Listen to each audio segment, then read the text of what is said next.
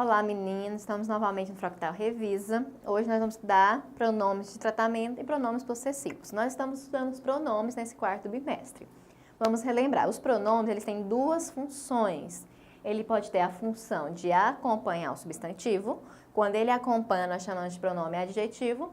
Ou ele pode ter a função de substituir o substantivo. Quando ele faz isso, nós chamamos de pronomes substantivos. Nós começamos a estudar a classificação dos pronomes. Já estudamos pronomes pessoais do caso reto, que são as pessoas do discurso, que é com quem eu falo, sou eu quem fala e sobre o que nós falamos. E nós estamos também estudando os pronomes pessoais do caso oblíquo. Agora, nós estamos estudando os pronomes de tratamento e os pronomes possessivos. Nós vimos que os pronomes de tratamento vieram perdendo aquela tanta quantidade que antes existiam ali. Então, nós praticamente estamos usando no momento, no atual contexto brasileiro, 2 pronomes de tratamento. Isso não quer dizer que a gente não possa estar usando os demais, mas quer dizer que nós usamos mais frequentemente esses 2, que é o você, senhor ou senhora. O você, como a gente viu nos pronomes pessoais do caso reto, nós podemos empregar porque algumas pessoas usam tu e outras pessoas usam você. Mas o você é classificado como pronome de tratamento. Você, normalmente, eu uso com pessoas mais próximas a mim, que eu tenho uma certa intimidade. Senhor e senhora também pode ser usado com pessoas com quem eu tenho intimidade, por exemplo, nossos pais, ou pode ser usado principalmente como uma forma de respeito, educação. Então, como eu disse, os nossos pais usamos senhor e senhora para mostrar que nós temos respeito por eles. Quando nós encontramos uma pessoa que aparentemente é mais velha que a gente, nós optamos por falar, na maioria das vezes, como eu disse para vocês, normalmente, optamos por falar senhor ou senhora, para demonstrar um certo respeito.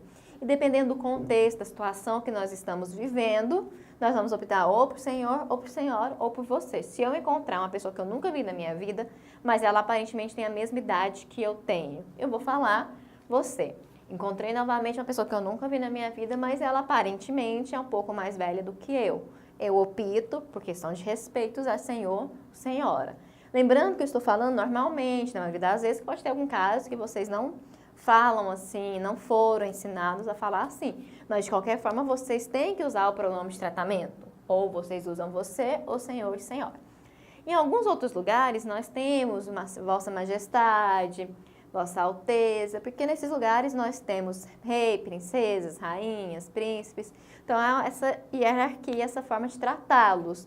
Por isso que aqui no nosso país há menos, no momento atual, menos pronomes de tratamento, apesar de nós termos visto aquela tabela com vários exemplos, ok? Os pronomes possessivos são aqueles que dão ideia de posse. Então, eu vou usá-los para acompanhar algum substantivo. Por exemplo, meu livro. Eu estou querendo dizer que o livro não é seu, não é nosso, é somente meu, pertence a mim, a pessoa que fala. Os pronomes de tratamento, eles têm primeira, segunda e terceira do singular, primeira, segunda e terceira do plural. Nós temos que observar que nas duas formas, singular e plural, nós temos dois números em todas elas. Nós podemos ter singular e plural na primeira pessoa do singular, na segunda pessoa do singular e na terceira pessoa do singular. E nós podemos ter singular e plural na primeira pessoa do plural, na segunda pessoa do plural e na terceira pessoa do plural. Por que isso acontece? Porque essas palavras, elas acompanham o substantivo. Se o substantivo estiver no singular, eu tenho que colocar o pronome no singular, questão de concordância. Meu caderno tem que ficar no singular. Meus cadernos, como caderno está no plural, meus fica no plural. Por isso que nós temos as duas formas, tanto no singular quanto no plural. Mas se a gente for perceber, é demarcado a primeira pessoa do singular e a primeira pessoa do plural. Por exemplo, meu e minha. Estou falando só que é meu, só meu, de mais ninguém, ou só minha. Por outro lado, quando eu falo nosso, eu estou falando que é meu e de mais alguém. Por isso que eu vou continuar tendo primeira do singular, primeira do plural e assim sucessivamente. E nas duas formas nós vamos ter plural e singular, além de termos masculino e feminino, que como eu disse, ele vai concordar com o substantivo. Meu caderno, minha mochila, tem que concordar com a palavra que acompanha. Como o pronome possessivo acompanha o substantivo, a função dele é acompanhar o substantivo, dando uma ideia de posse, nós vamos falar que eles têm a função de acompanhar. Por isso, são pronomes adjetivos. Por outro lado, os pronomes de tratamento, eles estão substituindo o nome. Eu vou falar com alguém e vou tratá-lo daquela forma, como senhor ou senhora, por exemplo. E ao substituir o nome, nós vamos dizer que são pronomes substantivos. Então, agora que nós relembramos tudo isso que nós estudamos em sala de aula, nós vamos resolver o exercício número 7 da lista, o último exercício. Então, vamos fazer a leitura da tirinha da questão número 7.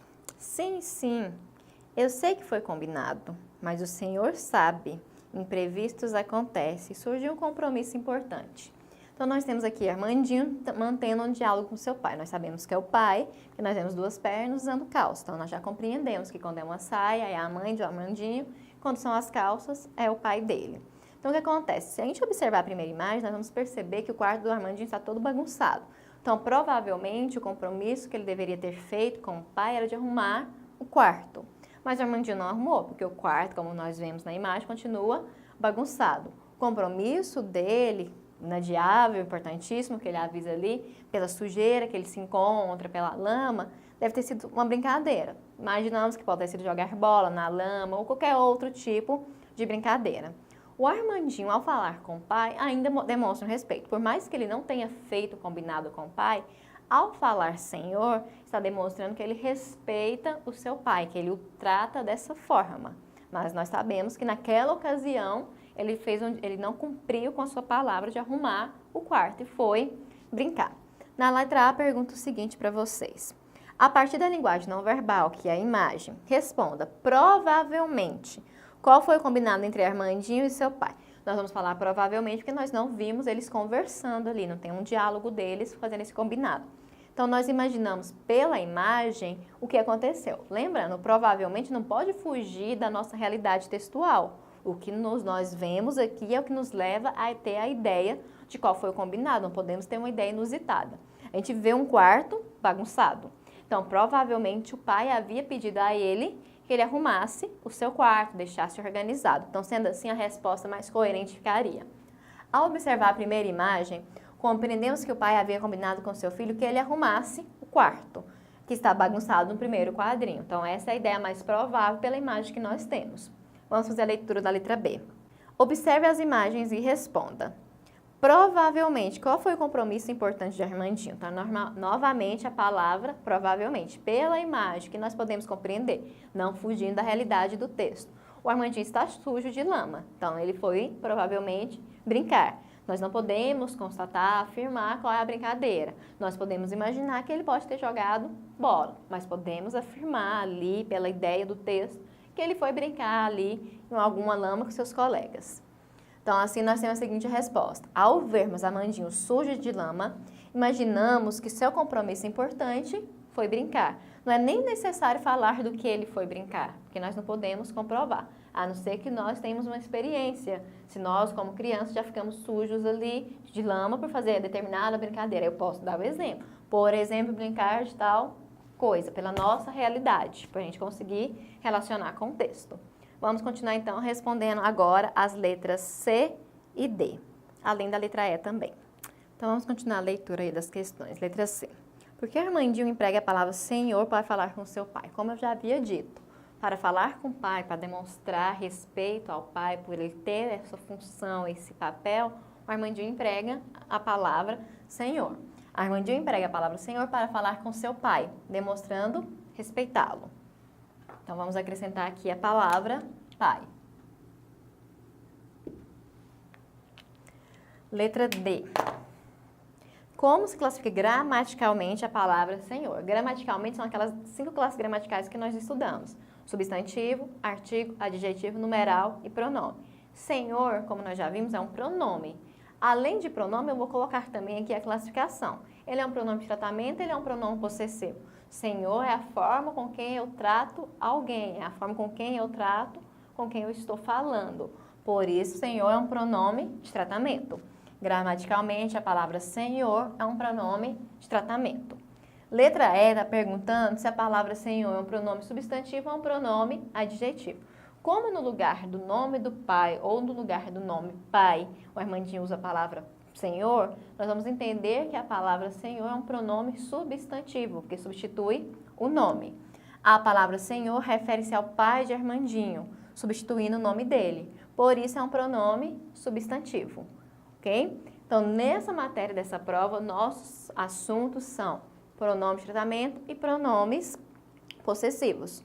Os pronomes possessivos dão ideia de posse, que alguma coisa pertence a alguém. O tratamento é como eu estou falando com a pessoa com quem eu falo.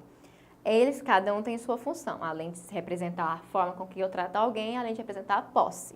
O pronome substantivo indica que a palavra vai ser substituída. Então, caso aqui o pronome que substitui o nome de alguém vai ser os pronomes de tratamento. E o pronome adjetivo é aquele que representa o pronome que acompanha o substantivo. No caso que nós estamos estudando, os pronomes possessivos. Espero vocês, então, na nossa próxima videoaula. Continuaremos a falar sobre pronomes, como eu já disse a vocês, a classe gramatical pronomes é um pouco mais extensa. Então, até mais.